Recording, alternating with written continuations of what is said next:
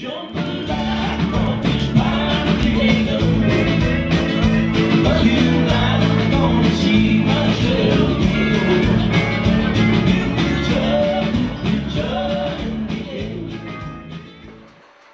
morning. Welcome to What's Up, Doc. I'm your host, Doc Durden, and boy, do we have a guest today. He was nominated as Best Songwriter of the Year. How cool is that? And entertainer. He was Entertainer of the Year, and also the Governor of Nevada nominated him as the best Western band in Nevada. Now, it don't get much better than that. That's some good accolades. I think you all know who I'm talking about. He plays currently at the Bucket of Blood in Virginia City, Nevada. He's like a staple there. And what a fan base. He's just absolutely incredible. And again, without further ado, I'd like to welcome to the show David John. David John of the Comstock Cowboys. How cool is that? Thank you, John. Howdy, Doc. David John. Boy, I'm glad you're here. I'm going to start out with a couple of questions, if you don't mind. And you started out, I have here, Nashville to LA to Nevada. Now, Nashville was, that was quite a deal for you. Actually, I started in New York City. New York City? Yeah. Ah. In a songwriter in big grill building there with Carole King and all those, way back in the late 60s. Went through the rock and roll phase and always started with country when I was a kid, but drifted into the pop music scene for a while. I had a hit record on Columbia Records called Shannon back in 1970. And later on, when disco came along, I got out of that business. Yeah. Didn't end up going to Nashville. I went to Nashville and I had some connections there from New York.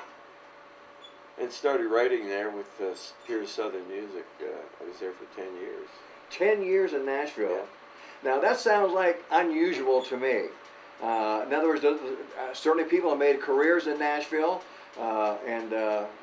but they stay a couple of 3 years and then they kind of move on. Does that seem right or not? Yeah, it's a tough market, you know. Yeah. You got a lot of competition. Yes. So if you're not sure of yourself, and you got to be humble too. Well, you know, one of my clients comes to mind immediately. One of my clients, he started out, well, he went to Nashville. He was a country singer, and it got to be so bad for him. He was actually contemplating suicide, and he ended up being a Grammy nominee, after a few bouts and everything. But anyway, he left Nashville because of the competition. It's pretty stiff, and I've heard that several times. Oh, there's thousands. It's vast. Yeah. And great talent too. And it's not about talent. It's a little bit of luck. You know, lightning's got to strike, and that's true. Persistence. Yes, yes. And that combination with knowing the right people. Yes, absolutely. The right break. Yeah. Like Willie, he spent years in Nashville as a songwriter, and he didn't really hit the mark until he was helped by Leon Russell in the 70s. 70s, yeah. And then he became after he left Nashville, he became a big star. That's when he became a big star, when he left Nashville. Went back to Yeah, Austin. I've heard that before, many times before. Yeah. So it's a tough market. It's a good training for people as a songwriter. It really makes you hone your craft. Yeah. You know, you can't be sloppy when you're writing songs in Nashville. Well, you know, writing songs, you know, I write script, I do movies, and it's not an easy thing to do. But you seem to have a knack, a talent for writing good songs. Is that something you've always done when you're like a child? I think it starts. You need songs when you're trying to get in the recording business, and you're not going to be pitched to by some great songwriters. So you got to learn to write your own. Write your own. And that, you know, plus the combination of talent, craft, hit and miss. You know, you hear this stuff and you keep going back and fixing it. there's not one answer to that. You know, Carole King used to say, it comes from up there, and she said, when a song is coming, get out of the way. Yeah, that's right. Yeah. That's right. I've done the same thing with writing scripts. It comes to you, and you go over it. Now here you got everything on the computer, on your timeline and everything. You go over and over, and sometimes you get a little bit blind too, and you don't see because you've been over it so many times, Yeah. and you don't see what's obvious. I'm sure you've done that. You got to get away from it. Got to walk away, Come right? back a few days later, or a week, sometimes wait longer than that, and then it's all new to you, and you hear it. Boy, it's easy to pick out the wrong stuff. Yeah. Well, you know, and we have a whole a plethora here of videos, and you probably wrote most of these songs on all these CDs, I should say. A lot, yeah. And most of them are CDs, or DVDs, or. Oh, I have one DVD. One DVD. Yeah. Yeah. And You know, that's, we took some of the songs I wrote, like Tombstone and Aces and Eights, and we did a story with acting and stuff in it. I'll get you that DVD. well, you know, now we're talking Aces and Eights. Yeah. I just recently did a movie, and we asked. It was Wild Bill Hickok in Virginia City, so that was kind of cool. But at the end, on the credits and everything, we had Aces and Eights playing. So we asked David if we didn't mind if we used those tracks, and he more than happy to let us use it. How cool is that? But the song was just absolutely incredible, and we loved it, and obviously we put it in. But I'd just like to go over some of the CDs that you do have, and I have Big Iron, I have Runaway Train, I have Nashville Sessions, I have Cowboys, Old Fiddles and Wine, Songs of the Old West, Calico, Gather Round Cowboys, Christmas in the Sierra, Boys from the 50s, and I need to talk about that. Song Slinger, how cool is that? Song Slinger. I was never alone. Break It to the Cowboys and Legends of the West, and that's 12. And then you have a new one just released. Well, almost a year ago. Almost a year ago. It's called Last Man Standing. It was shot down in Bodie. Bodie. How cool is Bodie? Yeah. I've done several events in Code, and I'll bring this. I'll bring this to you later on. I'll just slip it in. Yeah. And but that's it. I didn't know that. Yeah, I wrote all the songs on that. So you wrote every one of these songs. Oh my God. Now, do you ever run out of? Do you ever run out of the idea of songwriting? I mean, there's only so many words that you can actually put together and make it sound the way you make it sound, and yet you're able to do 13 CDs and one DVD. That's incredible to me. Well, you know, you do run out. You get dry for a while, but Yeah. you just get away from it for a while. Get away from it. Yeah. Then you get inspired. Yeah. This saddle could inspire you sometime, or just Yeah. whatever. Yeah. Yeah. Hopefully, you hope that. You never know. You can't predict the future, you know. You just, and that's so right. You know, being nominated by the WMA as best songwriter, that's quite an honor. I have to admit, there's a lot of songwriters out there. There's a lot of people that perform, a lot of people that sing.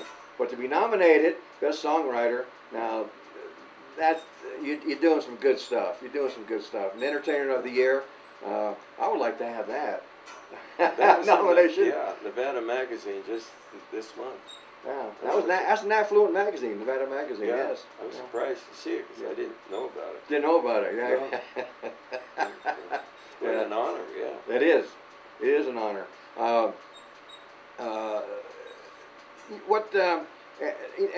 then for the governor, Governor Quinn, to name Nevada's #1 country band.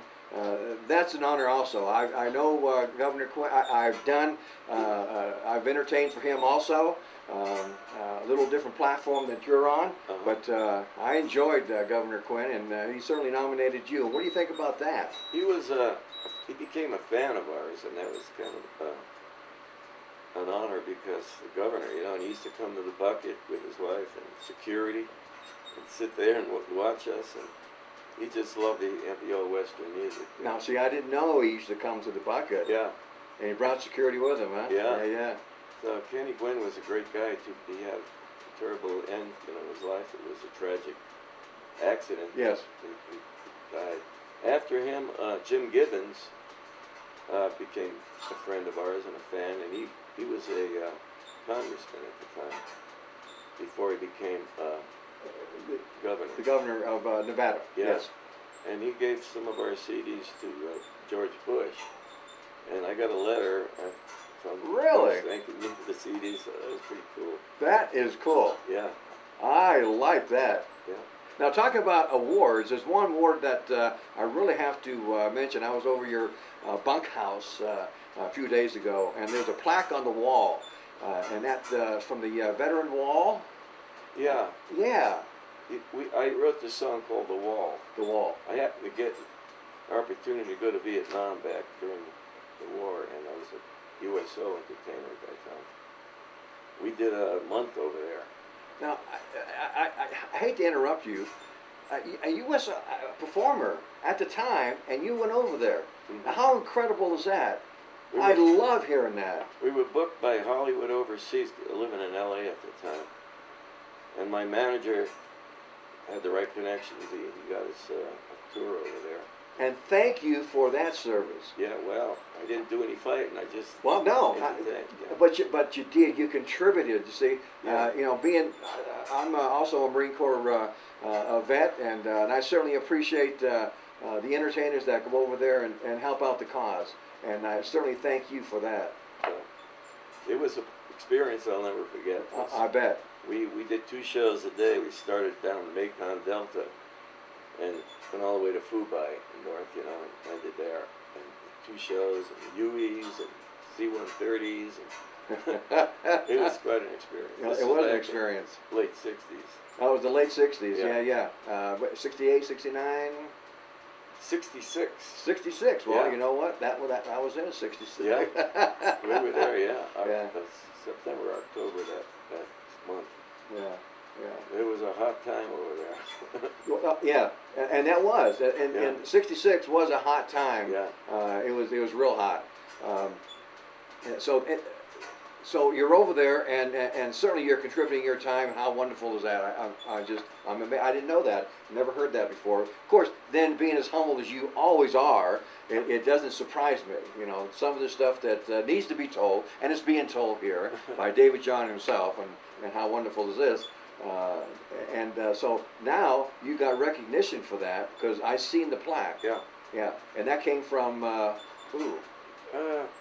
Let's see, who put that together? A friend of ours, Gus, yeah. He's a Marine, and he made sure he put that together. And that's from The Wall, the song The Wall I wrote.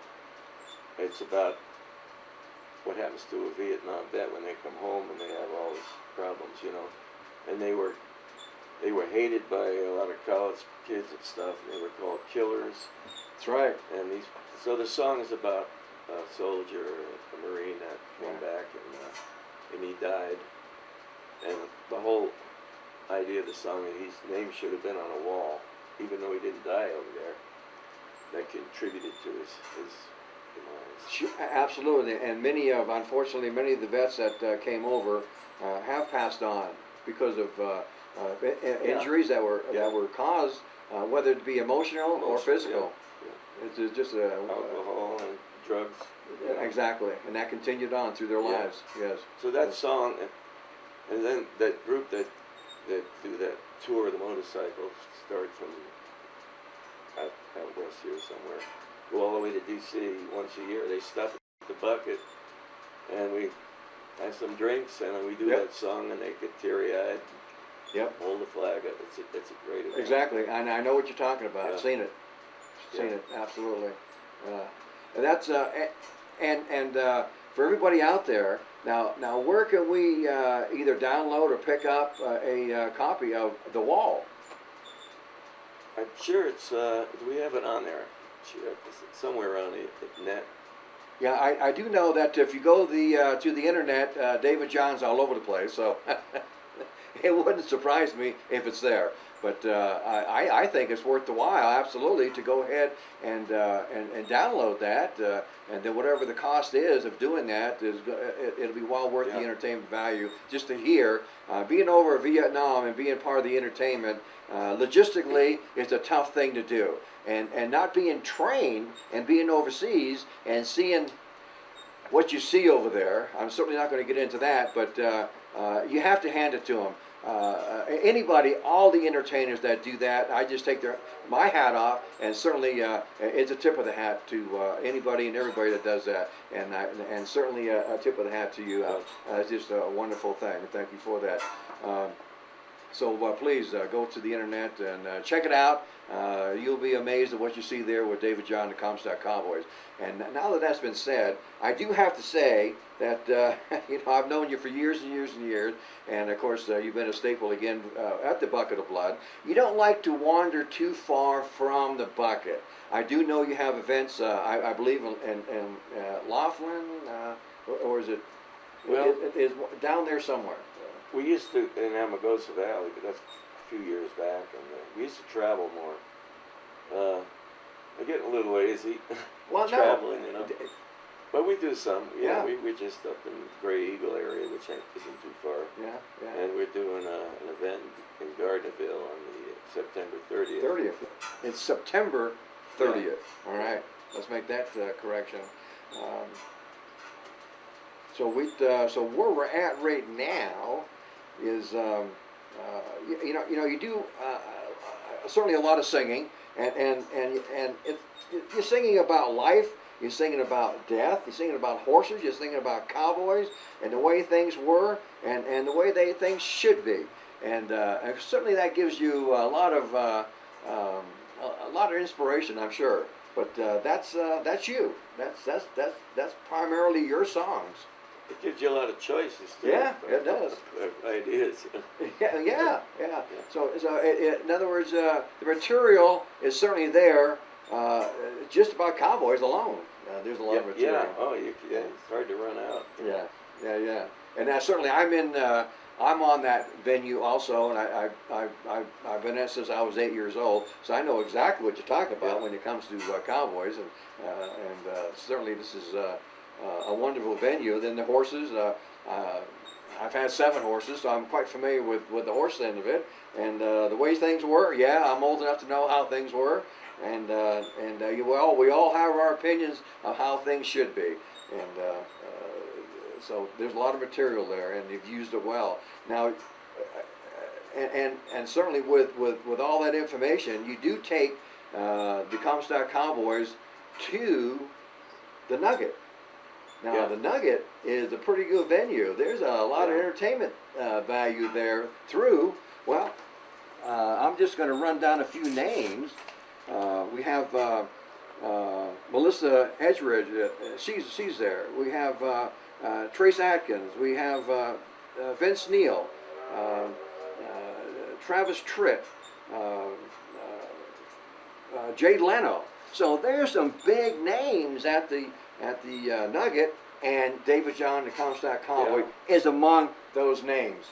I love it. Every time I go out on that stage at the Celebrity Showroom, it's a hollowed floor, you know. I mean, Red Skelton is there, Jack Benny. Yes. Yes. That's what I'm saying. So it's not just, all right, we're just doing a casino. No, there's legendary people that have been there. On that floor, on that stage. Yeah. Yes. And they still are and you're part of that entertainment. We do once a year there. Once a year? Yeah. And is that like... it's in January. It's in January? Yeah. And is there a specific date or kind of within 2 or 3 days? It's like the weekend after New Year's. All right, so it's like the first week in January, right around that time. So, so y'all, when you come up for New Year's and everything, you're going to have to hang around another week, and you have to pick up David John and the Comstock Cowboys at the Nugget. There's, like I say, there's so much entertainment there. They don't cut on the entertainment, and this is the reason why they hired David John, excuse me, and the Comstock Cowboys, because he's just that good. And now I've told David John here you know, the voice, his voice is just as sweet as can be. I call it velvet, and I've told him the same thing. It's just like velvet. And I know that you have a huge fan base. There's a big, huge fan base that shows up at the Bucket of Blood every week. The same people are there. That's an honor. Well, actually, we get them from all over. Oh yeah, absolutely. Like, you know, different countries. That's what's great about Yes. Virginia City. Yes. You know, you're out there entertaining, Yes. and you got them from Japan, Yep. China, and Yeah. Germany, wherever. Yeah. And they take our CDs back with themselves. Yeah. That's kind of great. Now what? Now there's certainly there's a huge hook as far as I'm concerned, and the David John and the Comstock Cowboys, when they perform exactly how he is dressed today with the guns. Now this here just blew me away, over the top. I said, now this is the cool guy. I got to meet this guy. This is absolutely incredible. So everybody on stage has guns. He has guns, and all the Western wear. And not only is he all dressed, he looks good too. So and you talk about the tourism. All the tourism, absolutely, they come from all over the world. Unfortunately for me, I've met, I can't tell you how many countries. So he's absolutely right, and they come in and they're just absolutely amazed of his entertainment on stage, and then they take away a nice little gift and they bring home one of the CDs and they share it with their people when they get back, whether it be the Pacific Rim, whether it be the European market. It doesn't. They're all eventually show up here. That's right. Yeah. It's and the cowboy isn't fully dressed with that. Unless he has a gun. He has to have that sidearm, absolutely. And I agree 100%. And this is the same thing. This is a visual thing, and they all comment about is that a real gun? And absolutely, they're all real guns, and we're allowed to do that here in Nevada. This is the Wild West, and David John certainly keeps that alive through his appearance and also through his music. And the music will stay around forever. So if you like country music, and if you haven't picked up anything of David John, now's the time to do it, I think, because the music is just that good. When you have a fan base that shows up, and they show up every week, and they have kind of like their seats. They sit in the same seats, and yep, and the regulars, the regulars, and we can't do anything without the regulars. And David John knows that. He said, "This is these are my people," and I have a small fan base myself, and I love each and every one of them, and I try to hug them every time I do a show. I try to hug as many people as I possibly can to thank them for actually showing up and being, especially in the parades that we all do. And David John keeps that fan base going week after week after week. I know because I see it. I see it. And what do you think about your fans? Oh, without them, I'd be home strumming my guitar in the kitchen. That's true. That's true. We owe them a lot, Yeah, absolutely. They're there winter, summer, That's right. wherever. That's right. And they dress the part too. They always dress. And well, the Virginia City fan base, and I know them all, and they have big hearts, and every week they dress up in period clothes and some incredible costumes. It doesn't get any better, especially in Virginia City. When I showed up 13 and a half years ago, and I stepped foot on C Street, it's just a feeling that you get. You can't explain it. This was it for me. And this is the same thing with those fans that enjoy David John every week. They have their costumes on, and whether it be military, or when I talk about military, it would be the cavalry, it would be Civil War type costumes. And I know you've done a lot of music with the Civil War. And what do you? Sometimes that's a little difficult. Maybe to do a song with the Civil War and everything, but that needs to be said, and you do say it. Oh, yeah. And you do say it well. Yeah, it's history. History, absolutely. Yeah. It's absolutely history. And I wrote a song about the rebel flag, and it's on the same CD as The Wall. Okay, there you go. That's where we can get The Wall, and also you're going to get the flag. I also borrowed Johnny Cash's song called Ragged Old Flag, I do a version of that. Ragged Old Flag. You know what? I just seen that video of Johnny Cash about 2 days ago. Oh, really? Of the Ragged Old Flag on Facebook. Yep. Yep. We did a version of that, and it's on there too, and a lot of other. And that's on what album? The what's it called? Politically Patriot album. The Patriot album. It's a politically incorrect, but it's an album we sell over the years. Now, see, I didn't know that. Now, here's where we pick up the wall and the Ragged Old Flag. And Johnny Cash also, was he the first one to? He wrote it. You wrote it, okay. Pretty sure he wrote that. Yeah. And certainly with he had a great audience, and let me tell you, they just raised the roof when he got done with that flag, and during his performance too, when they talk about that Ragged Old Flag. So that was kind of cool to see again, and interesting that you bring that up, and interesting that you sing that, and also that you can get it. Yeah. Wonderful. I haven't done it for a while on stage, but I had it recorded. Yeah. No, I absolutely love it. Absolutely love that.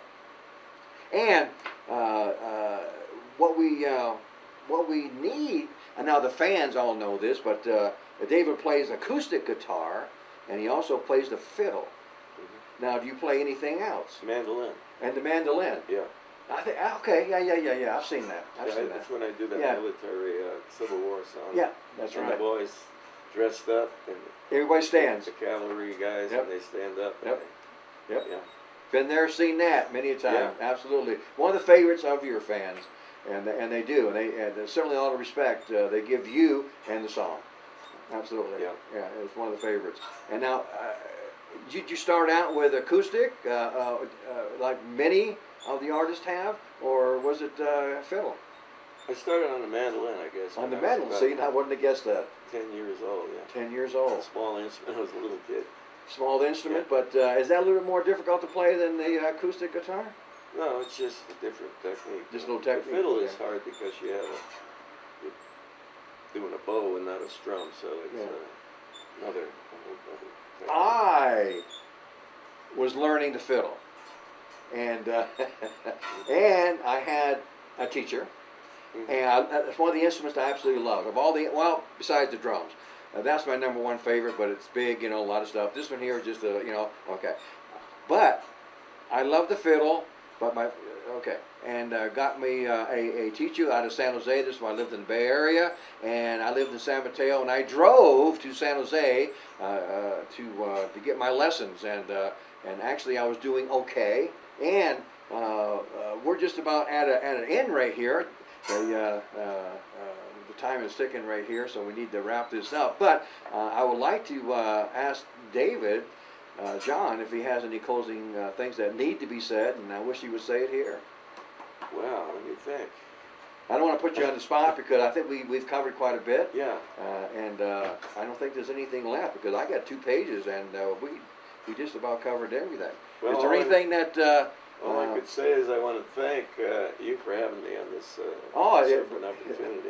And thank you for saying so. But let me tell you, it's a pleasure to have a celebrity here today. And I know being as humble as he is, he really don't think so. But I'm telling you, friends, he is, and he has been in my eyes for a lot of years and a lot of other people. So don't let him fool you. He's that. Well, he's a gentleman, and you'll know it when you come up and visit the Bucket of Blood and David John and the Comstock Cowboys. So, without further ado, I thank you for tuning in once again, and it's been a great morning for me, and I hope David thinks the same. All right, we'll see you again on the next interview, and thanks for tuning in. And this is What's Up, Doc. My name is, I'm hosting this show as Doc Durden. We're at Virginia, Nevada Studios. This is the Durden building. So we're always here, and adios. See you next time.